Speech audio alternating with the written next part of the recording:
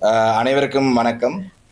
இன்று நான் நினைக்கிறேன் தமிழர் வரலாறுலே, தமிழ் பேசும் மக்களுடைய வரலாறுலே, இலங்கை அரசியலின் வரலாறுலே ஒரு முக்கியமான நாளாக அமையும். இலங்கை பாராளுமன்றத்தை பிரதிநிதித்துவப்படுத்துகிற தமிழ் பேசும் கட்சிகள் 6 கட்சிகள், பிரதானமான கட்சிகள் 6 கட்சிகளும் இன்று ஒரு பொதுவான ஒரு உடன்படிக்கை ஒன்று எட்டியிருக்கிறோம். அந்த உடன்படிக்கையை பற்றி அறிவித்தல் தருவதற்காகத்தான் ஊடகவியலாளர் உங்களை நாங்கள் அழைத்திருக்கிறோம். இந்த பொதுவான அறிவிப்பை எங்களுடைய 6 கட்சியினுடைய இன்று இந்த இணைந்து செயல்பட தீர்மானித்திருக்கிற 6 கட்சியினுடைய பிரதிநிதிகளும் இன்னும் சில நேரத்திலே அறிவிப்பார்கள்.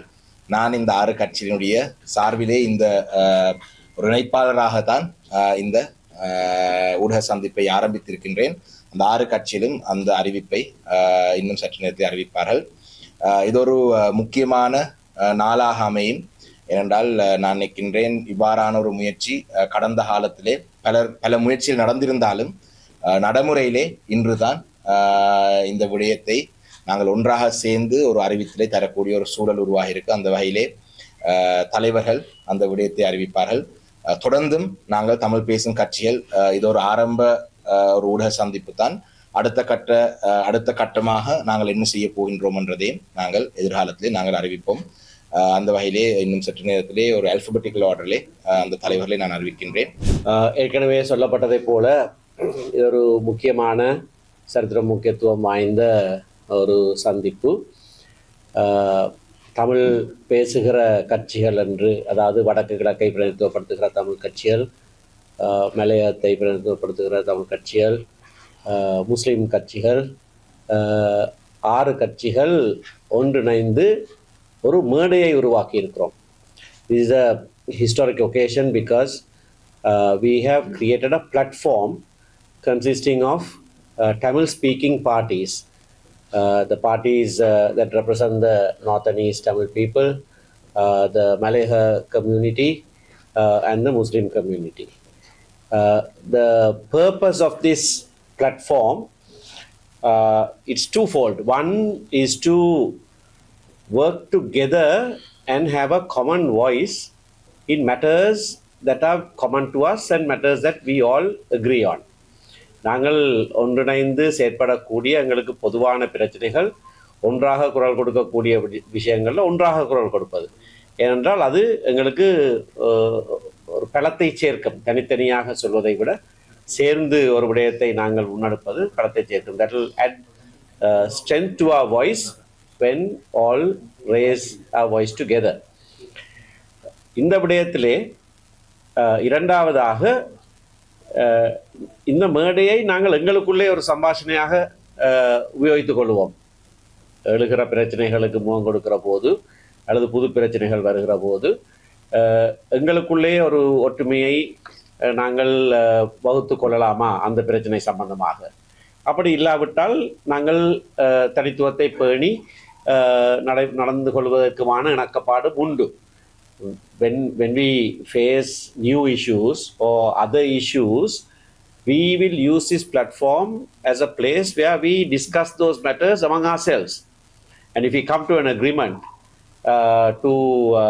a common agreement of taking one particular stand, we'll take that together. If not, the parties still will have freedom to act independently. So that is why we don't call it an alliance or any other name. It's a platform to work together on matters that concern all our communities. எங்களுடைய சமூகங்கள் எதிர்நோக்குகிற பிரதான முக்கியமான பிரச்சனைகளுக்கு சம்பந்தமாக நாங்கள் அமைத்திருக்கிற ஒரு மேடை. There are 3 things that today we thought we'll announce as matters on which we have agreement. The 2 leaders who will address after me, both very senior political leaders, Honorable Rauf Hakim and Mr. Mano Ganeshan, will elaborate on that. But I will just mark those 3 matters. இந்த 3 விடயங்களையும் என்னவென்று நான் குறிப்பாக சொல்ல விரும்புகிறேன். எனக்கு பின்னர் சிரேஷ்ட தலைவர்கள் இருவர் இதை குறித்து விவரமாக சொல்லுவார்கள். The first is that this government has promised a new constitution for the country. A new constitution for the country has been a call by various people at various times, and there has been a unified call by all the people of the country. And the very first promise that this government gave in their manifesto is to have a new constitution. ஒரு புதிய அரசியலமைப்பு உருவாக்குவோம் என்று தங்களுடைய விஞ்ஞாபனத்திலே தெளிவாக சொல்லியிருக்கிறார்கள். எப்படியான அரசியலமைப்பு சொல்லியிருக்கிறார்கள். இது பலருடைய வேண்டுகோளாக நாடு முழுவதிலேயும் தற்போது இருக்கிற அரசியலமைப்பு மாற்றப்பட வேண்டும், புதிதாக ஒன்று உருவாக்கப்பட வேண்டும் என்ற கோரிக்கை இருந்து வருகிறது. தங்களுடைய முதலாவது வாக்குறுதியாக அதை சொல்லியிருக்கிறார்கள்.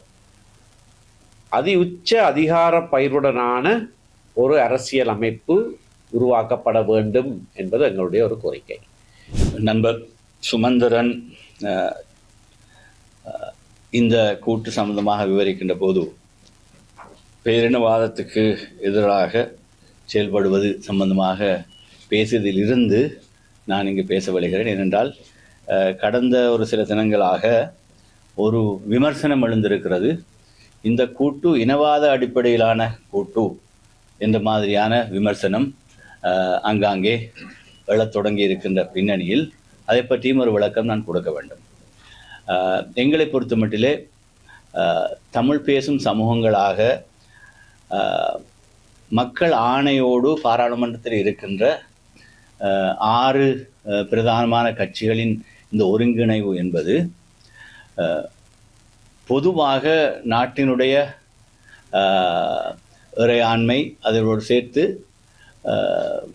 நாட்டினுடைய சட்டத்தின் ஆட்சிக்கான சவால்கள், மனித உரிமைகள், ஜனநாயகத்தை பாதுகாத்தல் போன்ற பொதுவான கோட்பாடுகளை முன்னிறுத்தி எங்களுக்கு கிடைக்கப்பட்டிருக்கிற மக்கள் ஆணையின் அடிப்படையில் தேர்தல் காலங்களிலும் பொதுவான நேரங்களிலும் நாங்கள் எதிர்நோக்குகின்ற சவால்களுக்கு முடிவு காணுகிற ஒரு நோக்கில் நாங்கள் கூட்டாக செயல்படுவதன் மூலம் நாட்டினுடைய பொதுவான குறிக்கோள்களுக்கு அமைவாக எங்களுடைய சமூகங்களின் விடிவை நோக்கிய தீர்வுகளையும் பெற்றுக்கொள்வதுதான் இதனுடைய அடிப்படை எதிர்பார்ப்பு. இந்த தமிழ் பேசும் மக்களை, தமிழ் பேசும் இளைஞர்களை, அதாவது தமிழர்கள், முஸ்லிம்கள், இந்திய அம்சம் மலைய தமிழர்களை பிரதிநிதிப்படுத்தக்கூடிய 6 அரசியல் கட்சிகள் ஒன்றாக சேர்ந்து இந்த மேடையை நாங்கள் அமைத்திருக்கிறோம். இது மேடைதான், அரசியல் தேர்தல் கூட்டணி அல்ல. அதை புரிந்து கொள்ள வேண்டும். எங்கள் கட்சிகள் பிரதிநிதிப்படுத்தக்கூடிய மக்களை 2 விஷயங்கள் பிரதானமாக ஒன்று சேர்க்கின்றன. ஒன்று, நாங்கள் பேசும் மொழி தமிழ் மொழி, தாய்மொழி தமிழ் மொழியா இருக்கிறது. அடுத்து, நாங்கள் எல்லோரும் இளைஞர்கள். ஆகவே இலங்கையின் அடுத்த பிரதான சமூகமான இனமான சிங்கள சகோதரர்களுடன் எப்படி தமிழ் பேசும் மக்களாகிய நாங்கள் சமத்துவமாக, மகிழ்ச்சியாக, சந்தோஷமாக அதிகாரங்களை பகிர்ந்து கொண்டு, வளங்களை பகிர்ந்து கொண்டு வாழ்வது எப்படி என்பதை தான் இந்த மேடை எடுத்து இயம்ப போகிறது. நீண்ட காலமாக இந்த நாட்டிலே தேசிய பிரச்சனை, மத பிரச்சனை, மொழி பிரச்சனை எல்லாம் அதுக்கான ஏற்பாடுகள் செய்யப்பட்டாலும் கூட தீர்வு வரவில்லை. கோர யுத்தம் முடிவுக்கு வந்துவிட்டது. ஆனால் யுத்தம் ஆரம்பத்திற்கான காரணம் முடிவு வரவில்லை.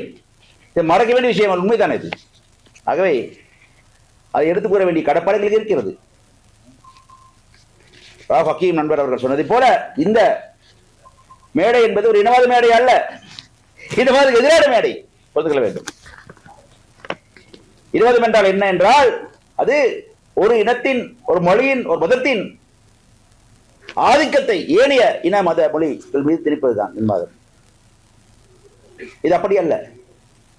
இங்கே நாங்கள் பிரதிப்படுத்தக்கூடிய ஈழத்தமிழ் சகோதரர்கள், முஸ்லிம் சகோதரர்கள், இந்திய வம்சால மலையக சகோதரர்கள், நாங்கள் அனைவரும் இளைஞரிடம் அடிப்படையிலே ஒருவரை அங்கீகரித்திருக்கின்றோம், புரிந்து கொண்டிருக்கின்றோம். அது புரிதல் தான் சமத்துவத்துக்கு அடிப்படை. எல்லோரும் சேர்ந்து சிங்கள சகோதரர்களை புரிந்து கொண்டிருக்கிறோம், அவர்களை புரிந்து கொள்ள வேண்டும். ஐக்கியத்தின் அடிப்படை என்பது சமத்துவம். சமத்துவம் இல்லாமல் வெறுமனை நாங்கள் இளைஞர்கள் சொல்வது மூலமாக ஒற்றுமை ஐக்கியம் ஏற்பட்டு முடியாது. சமத்துவம் என்பது அரசு அதிகார பகிர்வு, நிர்வாக அதிகார பகிர்வு, வல்ல பகிர்வு, மொழி மத்தியிலே சமத்துவம். இலங்கையிலே தமிழ் மொழியும் சிங்கள மொழியும் ஆட்சி மொழிகள், தேசிய மொழிகள், ஆங்கில மொழியும் அந்நிய மொழி அல்ல, அது இணைப்பு மொழி. அரசியல் அப்படித்தான் சொல்கிறது, நடுமுறை இல்லையே. ஆகவே இதையெல்லாம் கருத்தில் கொண்டுதான் நாங்கள் ஒரு நல்ல நோக்கத்திலே இந்த மேடையை அமைத்திருக்கிறோம். அதை புரிந்து கொள்ள வேண்டும். தேர்தல் மேடை அல்ல. தேர்தலை நாங்கள் கோருகிறோம், குறிப்பாக மகாராஷ்டிர தேர்தலில் கோருகிறோம். அது தருவதா இல்லையா அரசாங்கம்? தந்தால் மேடை இருக்கக்கூடிய கட்சிகள் தங்களுக்குள்ளே கூட்டணி அமைத்துக் கொள்ளலாம். அதுக்கு உரிமை இருக்கிறது, அமைக்காமலும் இருக்கலாம், வேறு பிரச்சனை இல்லை. ஆனால் இந்த மேடை என்பது வெறுமனே இது தேர்தல் மேடை அல்ல, அதுக்கு அப்பாற்பட்ட தேசிய மேடை. தேசிய இனங்களை பிரதிபடுத்தி செய்கிறோம், பிரதிபடுத்துவோம். நாங்கள் இங்கே பிரதிபடுத்தக்கூடாது. ஆகவே இங்கே சொல்லப்பட்டது போல 3 பிரதான விஷயங்களை நாங்கள் இங்கே இந்த மேடை இன்று வலியுறுத்துகிறது. ஒன்று, புதிய அரசியலமைப்பு. நல்லாட்சி அரசாங்க காலத்திலே ஜனாதிபதி நண்பர், அன்பர், தோழர் அதற்கு ஒரு சரணாயகவுடன் அருகே அமர்ந்து நாங்கள் இங்கே இந்த வழிகாட்டு குழுவை அமைத்து புதிய அரசியலமைப்பை எழுத தொடங்கினோம். எடுத்து இருபுறம் இருக்கும் நண்பர் சுமந்திரனும், நண்பர் ஃபக்கீமும், பதுதீனும், நாங்கள் எல்லா கட்சி தலைவர்களாக அந்த வழிகாட்டல் குழுவில் இருந்தோம். அன்றையும் இருந்தார். அந்த முயற்சி முழுமையடையாவிட்டாலும் கூட இடைக்கால அறிக்கை ஒன்று நாங்கள் வெளியிட்டிருக்கிறோம். அது இருக்கிறது. இடைக்கால அறிக்கை வரைக்கும் நம்ம அனுபவம் அந்த முயற்சிகளுக்கு ஆதரவு அளித்திருந்தார். அவர்தான் சொன்னார், ஜனாதிபதியாவதுக்கு முன்னாலே விட்ட இடத்தில் தொடங்குவோம் மனோ என்று சொன்னார். ஆரம்பத்திலிருந்து ஆரம்பிக்க மாட்டோம் என்று சொன்னார். விட்டெடுத்து ஆரம்பிப்போம் என்று சொன்னார். ஆக ஆரம்பிகள் அனுர புரிவோம், கட்டாயமாக இருக்கிறது. அடுத்தது மாகாண சபை தேர்தல்கள் ஒரு வருடத்துக்குள்ளே நிகழ்த்துவோம் என்று சொன்னார். எங்களுக்கெல்லாம் ஒரு வருடம் ஆகிவிட்டது, 2 வருடம் ஆகப் போகிறது. அவர்களே ஆகவில்லை, தெரியவில்லை. நான் நடத்த வேண்டும். அதுக்கான தெரிவுக்குழு பாராளுமன்றத்தில் இருக்கிறது. நானும் இங்கே நண்பர் சாணக்கியனும் நண்பர் நிசாம் காரியப்பர் அவர்களும் அந்த குழுவிலே இருக்கிறோம். குழுவின் போக்கு திருப்திகரமாக இல்லை, அது வேறு விஷயம். ஆனால் இங்கே அனுரகுமார் சாநாயக நண்பர் ஜனாதிபதி அவர்களைத்தான் நோக்கித்தான் நாங்கள் கோருகிறோம். இடைத்தரகர்கள் தேவையில்லை. அன்றே உங்களை சொல்கிறோம், வாங்கான சரி நடத்துங்கள், சீக்கிரம் நடத்துங்கள் செய்கிறோம். அடுத்தது காணி பிரச்சனை. வடகிழக்கிலே அரசு இயந்திரங்களால் காணி உரிமை மறுக்கப்பட்டுக் கொண்டிருக்கிறது. அந்த காணி உரிமைகளை உரிய மக்களுக்கு மீள வழங்கும் செயல்பாடு அங்கே அரசு இயந்திரங்கள் முன்னெடுக்க வேண்டும். அதே போல மலையகத்திலே பெருந்தோட்டங்களிலே காணி வழங்குவோம் என்றுதான் நண்பர் அனுர அவரது தேர்தலுக்கு முந்தைய தேர்தல் விஞ்ஞாபனத்துக்கு முந்தையே அட்டல் பிரகடனத்திலே சொல்லியிருக்கிறார். ஆக செய்யுங்கள், சொன்னதை செய்யுங்கள், அவ்வளவுதானே. வலயத்திலே அங்கே வாழ்ந்து கொண்டிருக்கூடிய மக்களுக்கு காடுகளை வெட்டி உயிர் தியாகம் செய்து கண்ணீரை சிந்தி வியர்வை சிந்தி அந்நிய செலவானை கொண்டு வந்து குவிக்கும் அந்த தோட்டங்களை பெருந்தோட்டங்களை உருவாக்கி எங்கள் மக்களுக்கு உரிய மக்களுக்கும் பரம்பரையினருக்கும் உரிய வாழ்விட காணிகளையும் வாழ்வாதார காணிகளையும் வழங்குங்கள் என்று நாங்கள் ஒரு வழங்கினால்தான் எங்களது குடியுரிமை முழுமை அடையும் என்று நாங்கள் ஞாபகப்படுத்துகிறோம். ஆகவே புதிய அரசமைப்பு, மாகாண சபை தேர்தல்கள், காணி, நிறைய விஷயங்கள் இருக்கின்றன. பொறுத்திருந்து பாருங்கள், வரும். இப்போதைக்கு முதன்மையாக 3 விஷயம் சொல்கிறோம். ஆகவே அதுதான் எங்களது செயல்பாடாக இருக்கிறது. உண்மையிலே ஒரு வரலாற்று சிறப்புமிக்க நிகழ்வாக இந்த நிகழ்வு இருக்கிறது. குறிப்பாக எங்களுடைய மலையகம் வடக்கு கிழக்கிலே எங்களுடைய மக்களுக்கு இழைக்கப்படுகின்ற அநீதிகள், எங்களுடைய மக்களுடைய பிரச்சனைகளை நாங்கள் ஒன்றாக கையாண்டு அதை பெற்றுக் கொடுப்பதும் அல்லது போராடுவதும் இப்படியான நாடாளுமன்றத்தில் இருக்கிற கட்சிகளாக்கிய நாங்கள் ஒன்றிணைந்திருக்கிறோம். இதில் குறிப்பாக எங்களுடைய மக்களுக்கு மலையமாக இருக்கலாம் அல்லது வடகிழக்காக இருக்கலாம், நிலங்களை அபகரிக்கின்ற செயல்பாடுகள் தொடர்ந்து இருந்து கொண்டிருக்கிறது.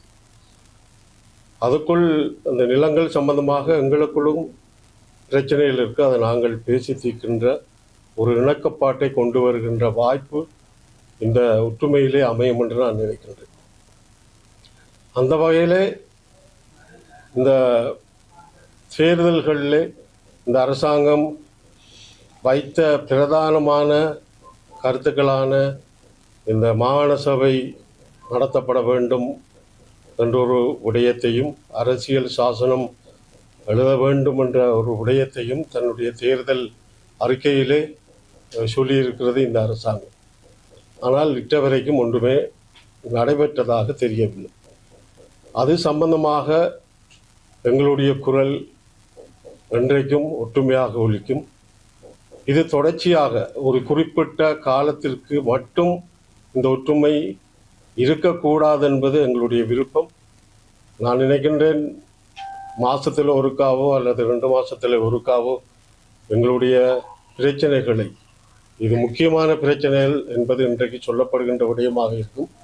ஆனால் ஏனைய சிறு சிறு பிரச்சனைகள் தொடர்ந்து எங்களுடைய இனத்துக்கு இருந்து கொண்டிருக்கின்ற விடயங்களையும் நாடாளுமன்றத்திலும் வெளியிலும் நாங்கள் கொண்டு வருகின்ற ஒரு வாய்ப்பை உருவாக்கக்கூடிய ஒரு ஒற்றுமையாகத்தான் இது இருக்கும் என்று நாங்கள் எண்ணுகின்றோம். ஆகவே இது சிதைந்து போகாத ஒரு ஒற்றுமையான வலுவான எங்களுடைய மலையக வடகிழக்கு தமிழ் பேசும் மக்களுடைய குரலாக என்றைக்கும் அது இந்த ஒற்றுமை இருக்கும் என்பதை கூறி விடைபெறுகிறேன். நன்றி, வணக்கம். ஒரு பேச்சுவார்த்தையின் அடிப்படையில் ஆரம்பித்த ஒரு கலந்துரையாடல், அனைத்து கட்சி தலைவர்கள் நாங்கள் உட்காந்து பேசி ஒரு முடிவு கொண்டு வந்தோம். குறிப்பாக என்னன்னா, இன்னைக்கு இருக்கிற சூழல்ல அரசியல் ரீதியாக பல்வேறு பிரச்சனைகள் இருக்கு, அதே நேரம் அதுக்கு தீர்வுகளும் இருக்கு. பேச்சுவார்த்தைகளின் ஊடாக கலந்துரையாடல்கள் மூலமாக ஆரோக்கியமான ஒரு முறையில் ஒரு தீர்வை எடுக்க முடியும்னு எங்களுக்கு ஒரு நம்பிக்கை இருக்கு.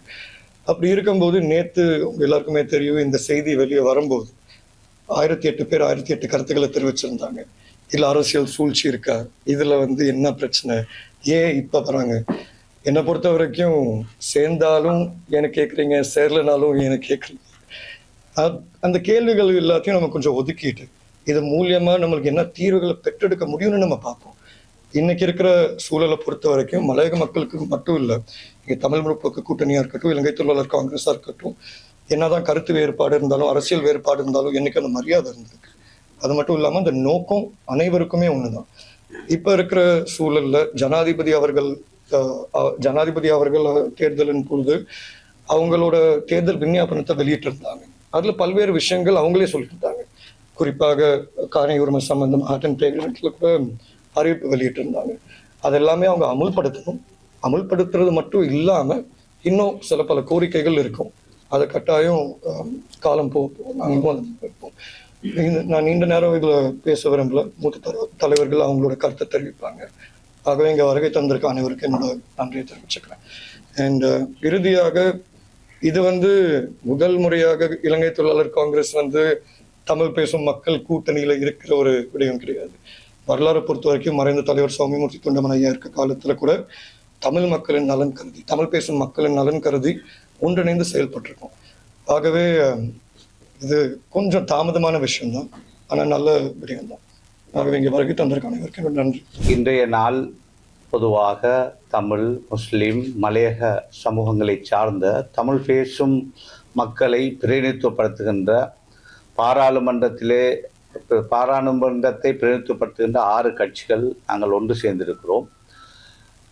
பொதுவான விஷயங்கள் சம்பந்தமாக, குறிப்பாக நமது நாட்டுடைய நலன் சார்ந்த விஷயங்கள், அதே போல நமது சமூகங்கள் சார்ந்த விஷயங்கள், கடந்த காலங்களிலே நாட்டிலே பல விஷயங்கள், அனர்த்தங்கள், துன்பங்கள் எல்லாம் வந்த பொழுதெல்லாம் ஆளுக்கு ஒரு திசையில் இருந்து நல்ல விடயங்களுக்காக நாங்கள் குரல் கொடுத்தவர்கள். என்றாலும் நீண்ட கால பேச்சுவார்த்தையின் அடிப்படையிலே இந்த 6 கட்சிகளும் ஒன்று சேர்ந்து தமிழ் பேசுகின்ற சமூகம் சார்ந்த கட்சிகளான நாம் எதிர்காலத்திலே நமது சமூகம், நாங்கள் பிரதிநிதித்துவப்படுத்துகின்ற மக்களையும் திருப்திப்படுத்துகின்ற அடிப்படையிலே பல விடயங்களை முன்வைத்து ஒன்று சேர்ந்திருக்கின்றோம். எல்லா விடயங்களையும் நான் இங்கு சொல்ல விரும்பவில்லை, ஏனென்றால் அடுத்த தலைவர்களும் ஒவ்வொரு விஷயங்களையும் சொல்ல இருக்கிறார்கள். குறிப்பாக தமிழ் பேசுகின்ற சமூகம் எதிர்நோக்குகின்ற பிரச்சனைகளில் முக்கியமான ஒரு பிரச்சனை தான் காணி பிரச்சனை. அது மலையக மக்களாக இருக்கலாம், தமிழ் மக்களாக இருக்கலாம், முஸ்லிம் மக்களாக இருக்கலாம். எனவே இந்த விஷயத்திலே எங்களுக்கிடையிலே நாங்கள் ஒன்று சேர்ந்து இந்த விடயங்களுடைய எதிர்கால தேவையை கருத்தில் கொண்டு ஒன்றுபட்டு இந்த விடயத்துக்காக குரல் கொடுப்பதற்கு நாங்கள் ஒன்றுபட்டிருக்கிறோம். அதே போல மற்ற விஷயங்களை அடுத்த தலைவர்கள் இங்கு சொல்வார்கள். இந்த ஒற்றுமையானது இது யாருக்கும் எதிரானதல்ல. இது நாங்கள் முதலிலே இந்த நாட்டுடைய நலன் சார்ந்த விஷயங்களிலே ஒருமித்த குரலை கொடுப்போம். அதே போல பொதுவாக இந்த நாட்டிலே அதாவது எந்த விடயங்களை சமூகங்களுக்கு, மக்களுக்கு எதிராக இடம்பெறுகின்றதோ அதற்கு எதிராக நாங்கள் ஒன்று சேர்ந்து குரல் கொடுப்போம். அதுபோல ஏனைய விடயங்கள் சம்பந்தமாக மற்ற தலைவர்கள் இங்கு ஒவ்வொருத்தராக தங்களுடைய கருத்துக்களை சொல்வார்.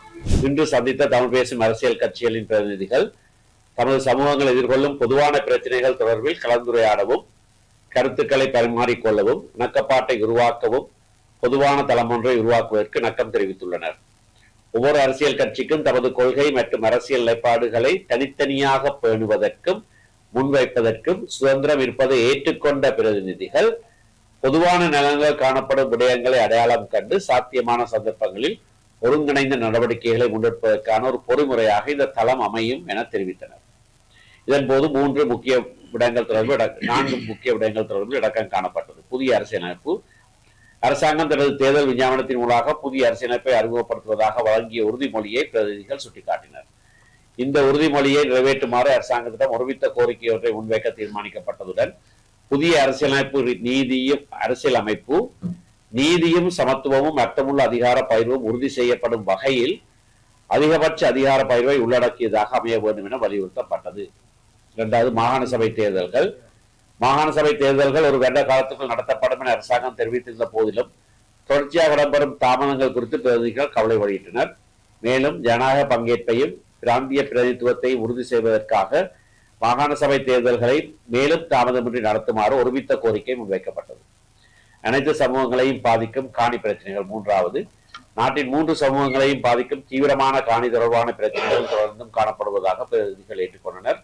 இந்த நீண்டகால பிரச்சனைகளுக்கு பாதிக்கப்பட்ட சமூகங்களுடன் அர்த்தமுள்ள கலந்துரையாடல்களை முன்னெடுத்து நியாயமான மற்றும் நிலையான தீர்வுகளை வழங்க வேண்டியதன் அவசியம் வலியுறுத்தப்பட்டது. 4வதாக, எங்களுடைய சமூகங்களுக்கிடையிலே இருக்கக்கூடிய காணி பிரச்சனைகளை இந்த மேடையை நாங்கள் உபயோகித்து எங்களுக்குள்ளேயே அதற்கான தீர்வுகளை காண்பதற்கு முயற்சியில் எடுக்கப்படும் என்றும் நாங்கள் இணங்கி இருக்கிறோம். இந்த பொது தளத்தினூடாக தொடர்ச்சியான உரையாடல்களை முன்னெடுப்பதற்கான உறுதிப்பாட்டை பிரதிநிதிகள் மீண்டும் தெரிவித்ததுடன் இந்த விடயங்களில் பொதுவான அணுகுமுறை ஒன்றை உருவாக்குவது, நல்லிணக்கம், ஜனநாயக ஆட்சி மற்றும் அனைத்து சமூகங்களின் உரிமைகளை பாதுகாப்பதற்கு பங்களிக்கும் என நம்பிக்கையை நாங்கள் இன்றைக்கு வெளியிடுகிறோம். The representatives have reaffirmed our commitment to continued dialogue through this platform and express the hope that a common approach on these issues would contribute to reconciliation, democratic governance, and the protection of the rights of all communities in Sri Lanka.